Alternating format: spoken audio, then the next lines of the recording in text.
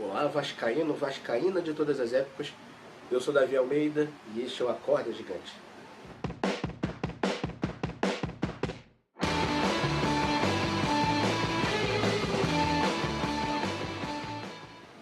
Bom, estou falando aqui logo depois de Vasco 0, Nova Iguaçu 0, pela segunda rodada do Campeonato Carioca 2026.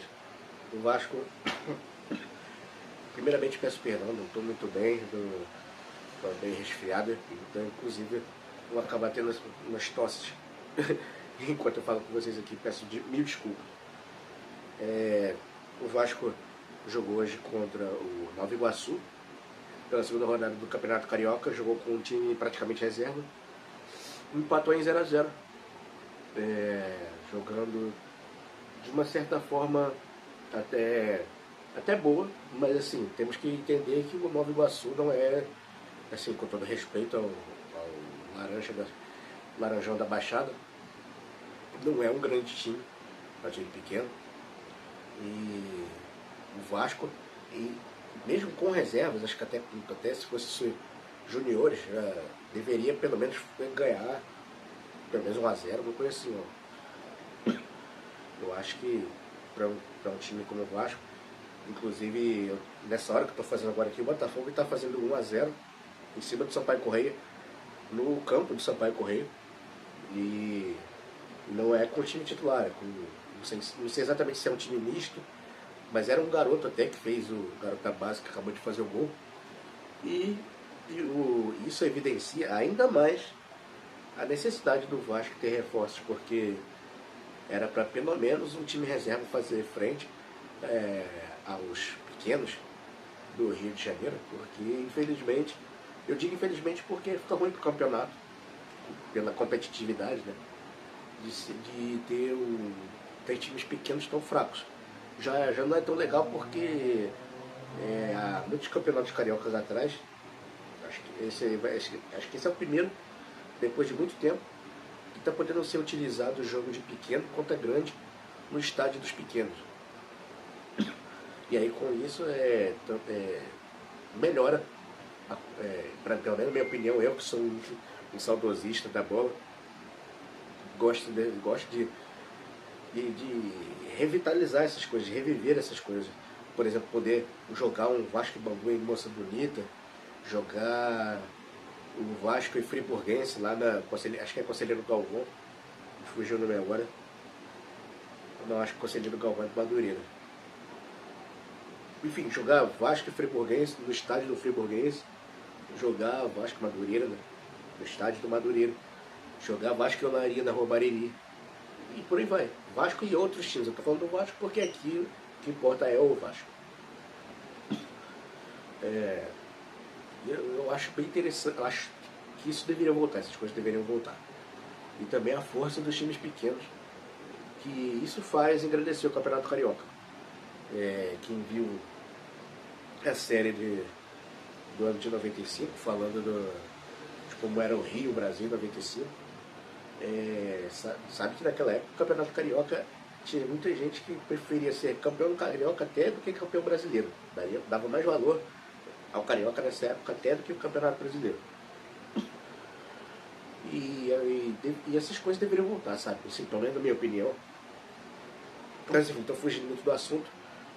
Voltando a Vasco e Nova Iguaçu, o jogo de hoje, para mim, evidenciou, e acredito que para muitos vascaínos que viram como é que foi ano passado, evidenciou o quanto o Vasco precisa de peças de reposição, porque no jogo de hoje,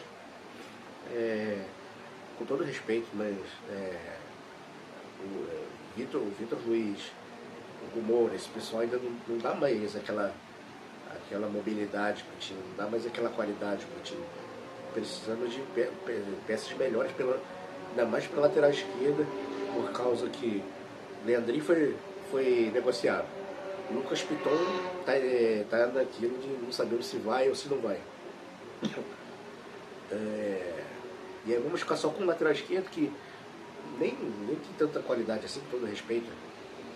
Não, para um time como o Vasco é necessário ter pelo menos um de posição que seja que tem a qualidade, um outro que o reserva pode até ser de menos qualidade, mas que tem alguma qualidade também. É isso que a torcida fala e é isso que se evidenciou hoje, porque o Vasco não soube superar o Nova Iguaçu e teve alguns momentos também que sofreu perigo, teve uma bola na trave no começo do jogo e quase perdeu o jogo. Isso não é aceitável para um time grande contra um time pequeno. E não é porque eu estou falando que é Vasco, não. Eu tenho plena certeza que se fossem os outros times, não só do Rio, também pensariam da mesma forma. E aí por um lado foi bom acontecer esse jogo, porque evidenciou, né, a carência de peças de reposição mais qualificadas. Não dá para falar muito hoje do... E agora, como eu falei, peças de reposição qualificadas, muitos vascaínos já vão pensar, pô, temos agora o Rojas e o Saldívia. Por um jogo, pelo que eu vi deles, ainda não ter muito entrosamento, então vão ter que se adaptar ao grupo, ao time. Eles, no máximo que eu posso dizer hoje de Rojas e Saldívia é que não comprometeram. Após isso, temos que ver a evolução deles no dia a dia, nos próximos jogos, para ver até se a questão que a gente imagina e torce, né, para que eles possam não apenas serem os reservas do Vasco, mas brigarem por posição com titulares também. Isso vai qualificar ainda mais o elenco. E que venha pelo menos mais 2 ou 3 reforços para também brigar por posição, porque por mais que venham e briguem por posição e tomem, entre aspas, a vaga de quem está de titular, obriga os titulares também a jogarem mais, a se dedicarem mais, não que não se dediquem, né, mas obrigam a terem um futebol melhor ainda do que estavam apresentando, para que não acabem ficando na reserva. Né? Isso é quase um beabá do futebol. Por isso que a gente pede tanto que reforços. Por isso que todo time pede reforço, todo torcedor pede reforço para time que não tem um plantel forte. Né? O Vasco só tem um time titular bom, e olha lá também. Né? E com isso,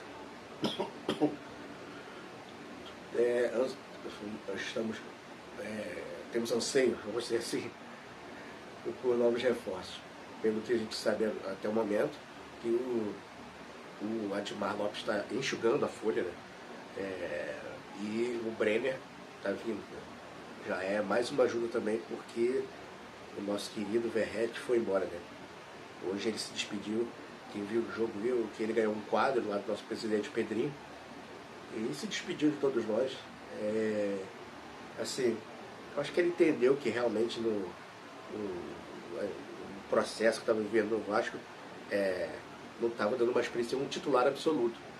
Eu não queria que ele fosse embora, mas eu queria que ele entendesse que, poxa, tem jogo que ele vai ter que ser substituído, ou tem jogo que ele vai ter que entrar no jogo, tem jogo que ele vai ter que começar no banco.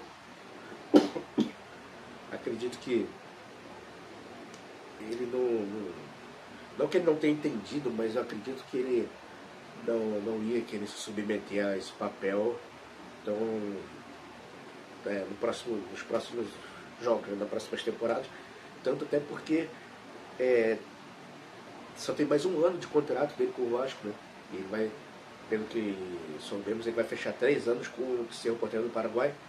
Aí seria o último grande contrato que ele poderia conseguir, imagino eu, porque ele já está com 37 anos.